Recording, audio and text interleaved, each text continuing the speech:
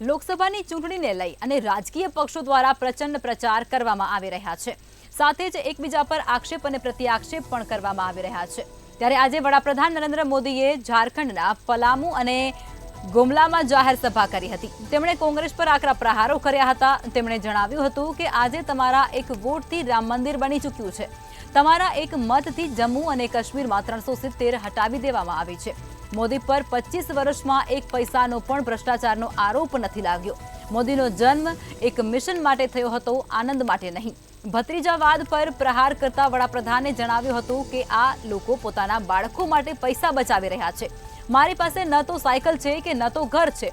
તમે લોકો મારા પરિવાર અને વારસદાર છો। હું તમને વિકસિત કરવા માંગુ છું।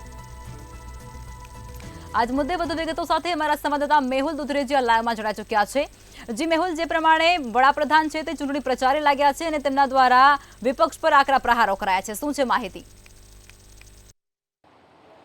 જે પ્રમાણે લોકસભાનું જે ચૂંટણી અને સાથે સાથે જે અલગ અલગ રાજ્યોની અંદર વડાપ્રધાન નરેન્દ્ર મોદી સભાઓ કર્યા છે અને સભાઓની અંદર તેઓ દરેક રાજ્યની અંદર વિપક્ષને આડે હાથ લઈ રહ્યા છે।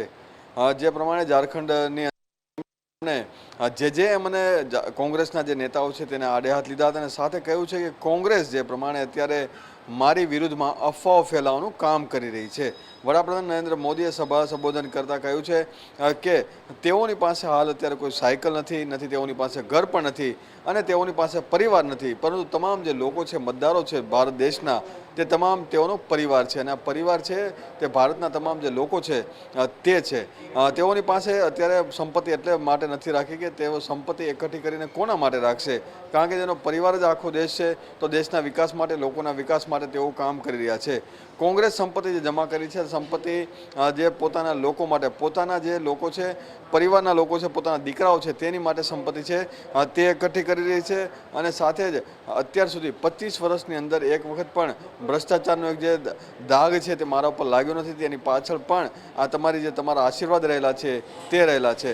10 વર્ષની અંદર પણ જે પ્રમાણે જે વડાપ્રધાન તરીકેના જે સારી કામગીરી કરવાની જે વાત છે તેમણે કરી છે, પોતાના વિકાસના કામો છે તે દર્શાવ્યા છે। આ મામલે પણ જેણે કોંગ્રેસને આડે હાથ લેતા કહ્યું છે કે બંધારણ હટાવવાની વાત કોંગ્રેસ કરી રહી છે, ત્યારે આ બંધારણ હટવાનું નથી અને કોંગ્રેસ એવું પણ કહે છે કે ફરી વખત નરેન્દ્ર મોદી આવશે ત્યારે બંધારણ હટશે, પરંતુ હું 10 વર્ષ પહેલાં જ આવી ચૂક્યો છું, એટલે કે બંધારણ હટાવવાની કોઈ વાત અત્યારે હાલ સામે નથી અને બંધારણ અમે હટાવવાના નથી। સાથે જ વડાપ્રધાન નરેન્દ્ર મોદી એવું પણ કહ્યું છે કે કોંગ્રેસ જે અલગ અલગ પ્રકારની અફવા ફેલાવી અને લોકોને જે ડાયવર્ટ કરવાનું કામ કરી રહી છે, પરંતુ અહીંયા મોજ શો કરવા માટે આવ્યો નથી, લોકોની જે મહેનત છે, તેના સપનાઓ છે તે પૂરા કરવા માટે આવ્યો છું।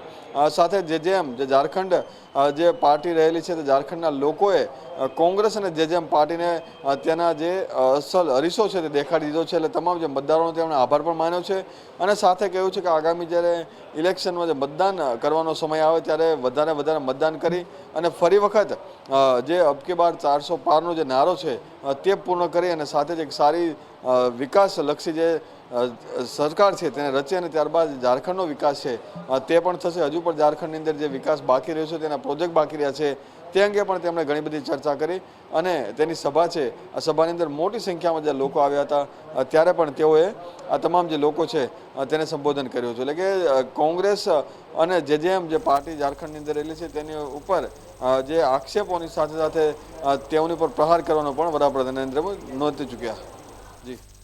જી મેહુલ, તમામ વિગતો આપી તે બદલ આભાર। તો વડાપ્રધાન દ્વારા ઝારખંડમાં કોંગ્રેસ પર નિશાન સાધવામાં આવ્યું હતું અને મારા પર એક પૈસાનો ભ્રષ્ટાચાર નથી તેવો સ્પષ્ટપણે તેમના દ્વારા કહેવામાં આવ્યું હતું।